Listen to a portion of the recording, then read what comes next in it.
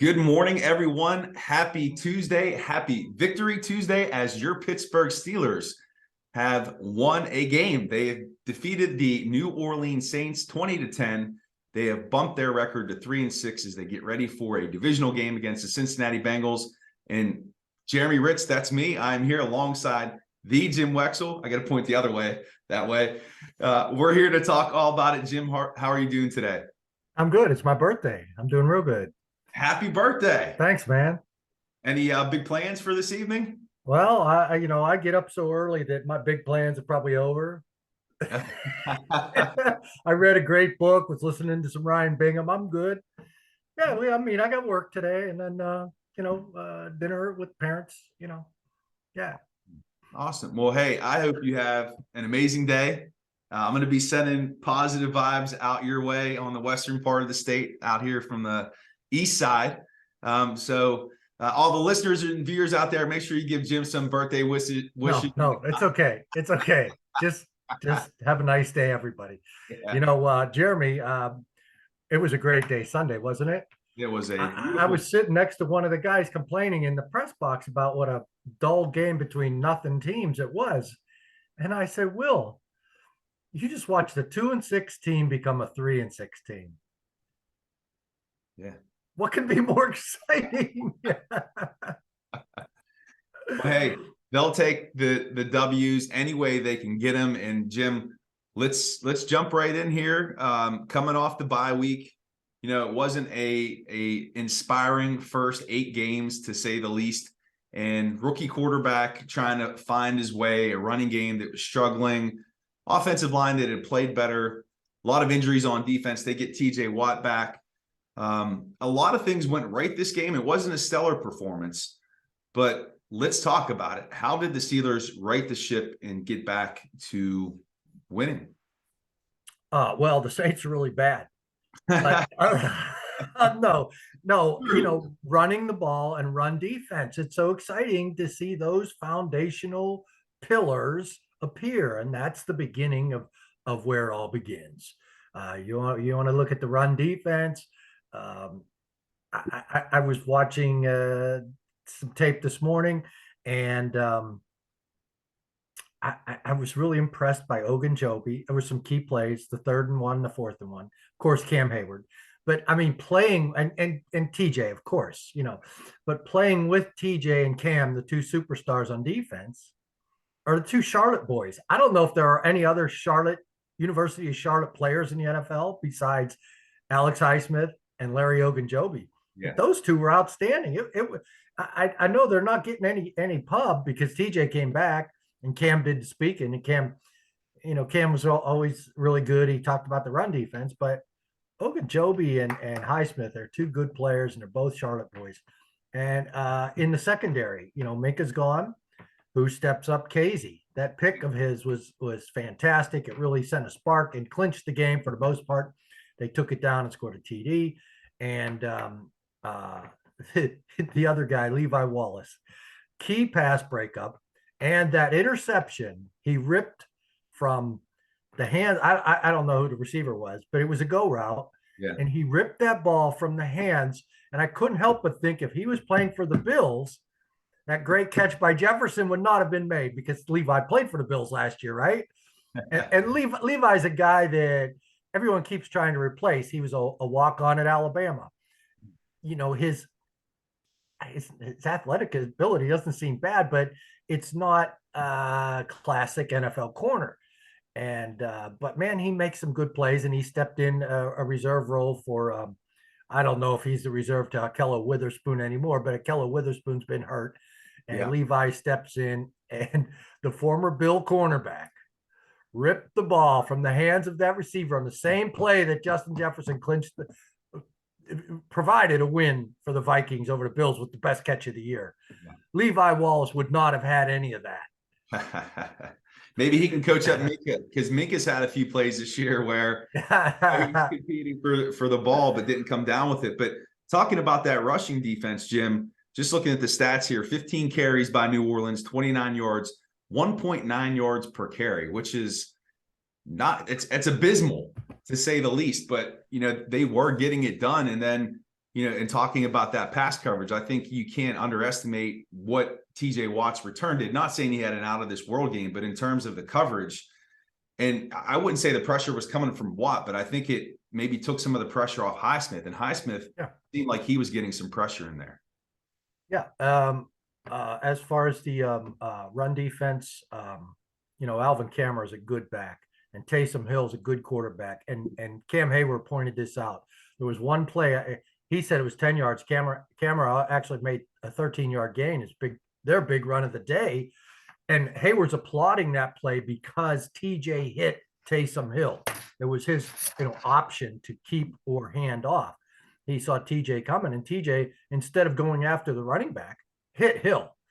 Like, this is a lesson for the rest of the game. We're going to keep hitting you. Yeah. And so Hill would keep the ball and gain 1 yard. Hill had a terrible game, and he's an effective Wildcat type third quarterback. Well, whatever they want to, however they title him, he's not the starting quarterback, but he's a key to their run game. And so is Kamara. And so obviously is their offensive line. We know what bad offensive line play looks like, and they were down 2-3 guys. So that was understandable. But the run game on the Steelers side, on the other side of the ball, was just as fantastic. And I go ahead. I was going to say, before we get there and shift over to offense, I did want to highlight the play of Robert Spillane, because I know Miles Jack was down this game. I think Tomlin sat him because of a knee, but Spillane had some big plays. I know I've been critical of Spillane all offseason, during the season, but he came up really big on that fourth. Was it a fourth and 2 or 4th and 1? Is it a 4th and 1? Well, Ogunjobi and Hayward, if you rewatch that play, watch how low the interior gets. And Highsmith's another one. They got so low. They stacked that up. Spillane came in and made the play. Check out Spillane on their Saints touchdown drive. You'll see more of him. And also, he hounded Taysom Hill too. Yeah. And he was excited before the game because, Tomlin has that thing about running backs and linebackers who look alike. And in this case, it was Taysom Hill and Spillane are the same kind of mirror images. And I brought that up to Spillane. I said, "You're lanky and tough and physical." He goes, "And athletic?" I go, "Well, sure." And he goes, he went on, he kept jacking me, but he was excited for that. And he dogged Taysom Hill too. Yeah. But coverage on the touchdown drive, check it out. And was it bad on that? It was I bad. can't remember. Hey, man, he hears this, and he knows the touchdown pass looked like it might not have been his responsibility. He let it go to Levi Wallace did take the inside guy. And so, it's a lot more complex than we in the media just looking at the tape. But there were 2 previous plays. The tight end was beating him. Yeah, that's how it goes. Yeah. I mean, hey, he's not going to be 100%. I'm trying to give the man some love here. He's crazy. I know. I hope he doesn't see this podcast. He will rip my head off. I'll make sure I tweet his handle whenever I put this out here. Please watch this. He's got a message for you. Maybe we'll get him fired up for this Bengals game. All right, shifting over to the offense, Jim. You headed to the Steelers rushing attack, which had a phenomenal output, over 200 yards rushing. What was the catalyst for the improvement in this rushing game? Well, the Saints have an undersized defensive front, and Craig Wolfley pointed that out in a preview. And the offensive line has been, there's been continuity there. So that is important. Whether they replace 1 or 2 of these guys, they're getting a full look at everything they all can do and how they've grown together. And there's a lot of continuity, and that's important. So we're getting a real look at what this line can do and what they can't do, so in terms of replacements that are necessary, if any. So the offensive line's coming along, and Najee looked good. No 2 ways about it. He looked good. Should have caught that touchdown pass. And Jaylen Warren looked good. And, the only way I want to begrudge Najee is because when you sit in the press box and guys who apparently are supporting Najee in this war with Jaylen Warren, whatever's in their mind, they walk around and say, "So you still want to start Jaylen Warren?"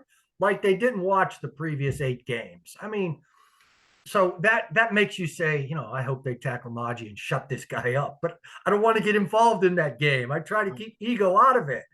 Can't we just watch and then report? Najee looked good. He looked really good. So there was some power there. And, he got the speed up, wasn't trying to hurdle anybody. Leave the hurdle into Jalen Warren. He looked like a professional hurdler on that last run that clinched the game. Yeah. Down the sideline. They even commented on TV. The commentator said, this guy looks like he was a hurdler in high school. Perfect form.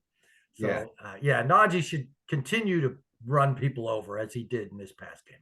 Now, Jim, do you think that this is an indication of the direction they're going to move for the rest of the season, where it's more of a balance of carries between Harris and Warren? Or do you think this was just a one-time thing that really this game made it appropriate?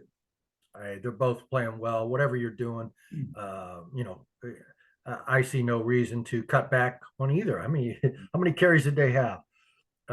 43. 43. There's that number again. 43 carries for 217. Kenny Pickett had some nice runs. Yes. Kenny has some nice mobility. If we might switch to Kenny, I don't want to.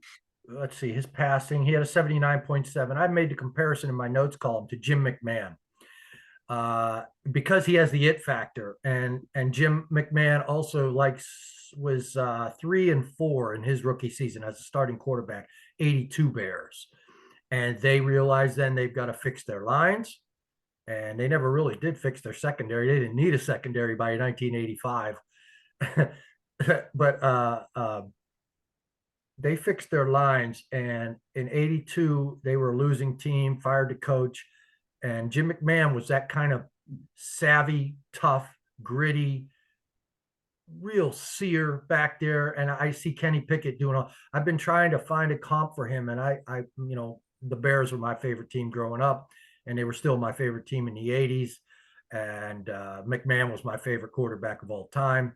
And he gets a bad rap because before his injuries, he was like Kenny Pickett, tough, run like Kenny's doing. So I worry about Kenny's durability in the same regard. But man, he's got championship quarterback, in my opinion, written all over him. If McMahon wasn't a game manager, but he did need a great running game. He needed Willie Galt. He needed a great defense, and so it's time for the Steelers to worry about that. And, the quarterback, they have their quarterback. It's time to build around him, and he can be a championship quarterback. Well, whatever his stats were, 79.7 passer rating in this game, I think was exactly McMahon's passer rating as a rookie quarterback. And he was like the third pick of the draft. Pickett's a 20th. So there's a nice bargain. They got their guy. It's not real pretty all the time, but he didn't turn the ball over, did he? No. And he's a tough kid, and he's getting better. And all of this is just the grinding process, crushing his spirit, rebounding from his spirit. All of that he's going through, the sleepless nights, the beatings he's taken, the learning he's undergoing, all is going to grind him from a piece of coal into a diamond, in my opinion. Yeah. He and watching him this game, you could see that he was more protective of the ball. There were times where he took the sack or he threw the ball away. And I know it may have been frustrating at times, the fans, but when you're winning the turnover battle, you're going to put your team in a position to win the game. And I think, as he develops the confidence and gets more belief in what he's doing and a better feel, more experience, he'll maybe take those throws. But that deep ball that he threw to Deontay, I felt like if Deontay didn't jump for it, he leapt forward. And if he would have just caught it in stride, that may have went for 6. The ball he's put on Najee Harris's hands. Yeah. I mean, that was perfect. That was 6. That was in the end zone on his hands. I mean, he had to jump for it, bring that in. But there's a lot of good things. There's some things. I mean, I thought he was indecisive and took off to run a little too quickly, but he's a rookie. Yeah. This stuff's going to start coming. The line's going to get better. Guys like Pickens, hey, we saw a slant. Did you notice that? Yes. That was a slant. The Pickens, bang, right on the money. Pickett did that all day in college. He puts it on the money. He throws through those tight windows. Right. And his confidence is going to grow over the middle. It's not all the play calling. And they worked on slants with DJ and Pickens last week in practice. So that's part of the replacement of Claypool as well. Yeah. And so a lot of good stuff. Pat Fryermuth, a lot of good stuff. It was kind of dull. And what's the big deal of beating a bad Saints team with a beat up offensive line, coming out of a Monday night game on the road? But hey, man, this kind of game, it builds Kenny Pickett's confidence, and that's what he needs. It's going to build the team's confidence. And Minka will be coming back. TJ will be getting stronger. Miles Jack will be coming back. A lot of teams are getting worse with injuries. The Steelers are getting better right now. And I think people forget how difficult it is to win in the NFL, whether you're playing a losing team or not. And you can't take those wins for granted. And if they can keep stacking some success here, now they've got a real challenge ahead of themselves. Thankfully, it's at Acrisure Stadium. It's going to be at home. One thing that I wanted to talk about before we start previewing next week is if there was one sore spot to the performance on Sunday, it was special teams, specifically the place kicker there. Do you have any update on Chris Boswell's injury? And then what happened to Nick Skiba? He kicked well against Philly. They released him. They brought in this Matthew Wright guy who was just deplorable. What's going on with the kicking game? Yeah, well, Matthew Wright has had some success in the league, and he has kicked a 59-yarder. He did slip on the missed 48, 49-yarder, whatever that was. I saw him, his plant foot slipped. I ripped him pretty good in my notes column. I'm willing to, Nick Skiba didn't kick off in college. That cast shade on whether he had a strong leg or not, because his long wasn't that long. He did kick a 50 plus in the Hula Bowl, but other than that, he's the most accurate kicker in NCAA history. Everything goes right down the middle. And when I'm looking for a replacement kicker, I'm not looking for that strong leg. I'm looking for a guy to get what has to be made. Those 30-yard kicks have to be made. He'll make them. So that's what I wanted to see. That maybe they just didn't like his leg strength, and maybe the one horrible kickoff by Wright yesterday or Sunday was part of that stuff is planned. Sometimes they said give me a pop up here, and he might have missed the pop up a little bit. But it did look like he struggled with kickoffs and leg strength. So and there were other special teams problems. Special teams had their issues, and a good team would have probably taken advantage of them, but they didn't, and Steelers survived, and it's up to the Bengals now again. Can they sweep the Bengals? And I think they possibly can. So perfect segue, Jim. Cincinnati Bengals coming into town. They are going to be without their top receiver, and his name, Jamar Chase. Yeah. He's not going to be out there on the field, so that's a big hit to that passing game. But what do you anticipate this coming Sunday? Now, I know they flexed the game out of the Sunday night spot to 4:25, which is good. That was my birthday present. Yeah. There you go. I ordered that up for you. So happy birthday. You're welcome. Or thank you. Yes. How do you see this transpiring this weekend against the Bengals? Oh, it's going to be tough. Don't get me wrong. But I think at the beginning of the year, I'm in predicting an 8-9 season for the Steelers. When I went through the schedule, I think I had them sweeping the Bengals. So I got the hard part I got right on the road. But now comes the revenge. The Bengals could have won that opening game 12 different times. And so they will be frothing. They will be thirsty for this. But there's a lot of good things happening with Pittsburgh. There's a lot of good things. Sometimes you're bored by an ugly win, but man, sometimes that's a springboard. As we talked about in episode 43, the We'll See episode. Yeah. That disastrous game in Philly, maybe it was a springboard, and now you have an ugly win. That's a step. Now the next step, sweeping the Bengals, and then you got a Monday night game against the Colts. And so then you can show the nation your 3-game win streak. Hey, speaking of ugly wins or ugly losses, the Commanders beating the undefeated Eagles. Oh, did they? Yeah. Man. I have to throw that out there. Yeah, well, you're in Philly. You're angry. At least you got to World Series. I lost that bet. I had Philly. I didn't have to bet much because they were big underdogs. But yeah, well, good for you. Maybe it's your birthday too. Yeah, not till May. But I'm sorry, I don't know what goes on around the rest of the league. I study the team I'm covering and try to get about my life. I have my book out, and so I'm getting caught up with the book. And you want to talk a little bit about that, Jim? Have you read any of it? I didn't get it yet. It didn't come in Oh, my man. mailbox yet. Yeah. Well, maybe you're not going to get one. Oh man, it's the equivalent to coal in my stocking, and it's not getting a book. So, Happy birthday to me, huh? Well, it's a great book, and Bob Labriola read it, and he came up to me at when the Hall of Honor Museum was opened, and Bob played a huge part in that. He told me, I've been busy, but I read your book. I really like it. And if you know Bob, he's a bit of a curmudgeon, and so when he says it's good, I take it to heart because he doesn't like to compliment people. I saw a lot of positive feedback from readers on Twitter, in the last couple of weeks. So I know I can't wait to read it. Perfect timing with the holidays coming up. A great gift for Steelers fans out there. It's called On the Clock, Pittsburgh Steelers Draft. You can get it on Amazon, but it'll be in all the bookstores. I'll be doing signings, and you go to jimwexell.com, and we're gonna fix that website. It's all Polamalu. Yeah. And so we got to put links in and a new front page and fix the response. So you can send to me, contact me, and say, hey, I want this for my nephew. Could you write to Billy? You're a great Steelers fan.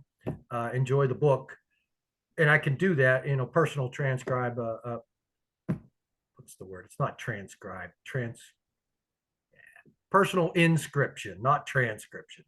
Transcriptions are what writers like from press conferences when they transcribe the tape and send it to you as a transcription. That's another birthday present. You want to get me something, transcribe my tape. Right.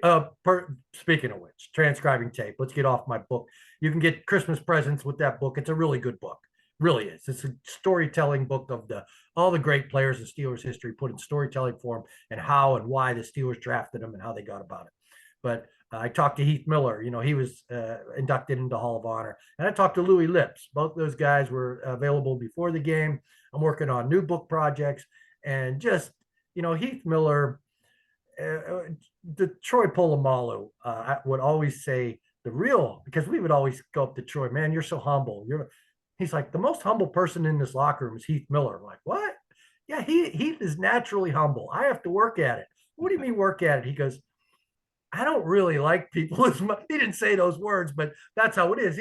He's got a lot in him that Heath doesn't have. He's just naturally full of love. Mm-hmm. And that was on display before the game. He was so happy to see me. He had his 4 kids around him. And we had a great talk. And then I watched him yesterday on Ben Roethlisberger's podcast. It was fantastic. I recommend watching Ben Roethlisberger's podcast after you're done with ours. And he is just a joy. He's, he took a beating. he told the story to Ben about the Haloti Ngata game, which I wrote about in the Polamalu book as the most physical game I've ever seen. And it started with Haloti Ngata breaking through the line and punching Ben right in the nose and breaking his nose and blood all over. And Ben kept playing. And there was a quote from Ben talking about, I went out to the official and said, didn't you see him punch me in the nose? And the official said it was part of play. And Ben says, is it my, he points at his nose, which is all over the place.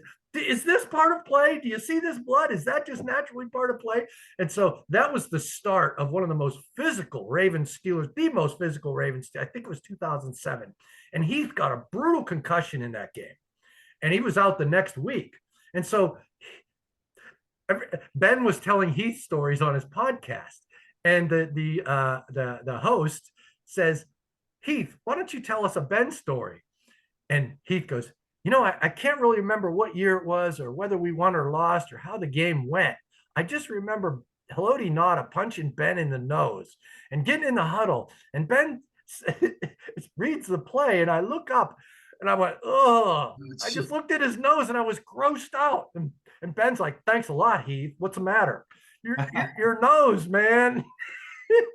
Ben says, I went to the trainer. Is my nose okay? And he said the trainer gave him the same look he did, like sick to their stomach.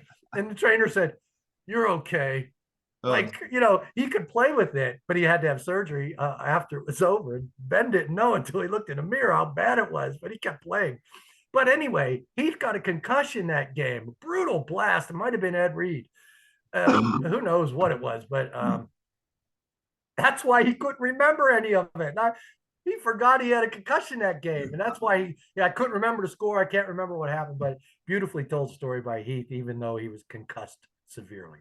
Anyway, that's all I got today, Jeremy. Yeah, hey, that's awesome. I do remember that game. His nose was like crooked.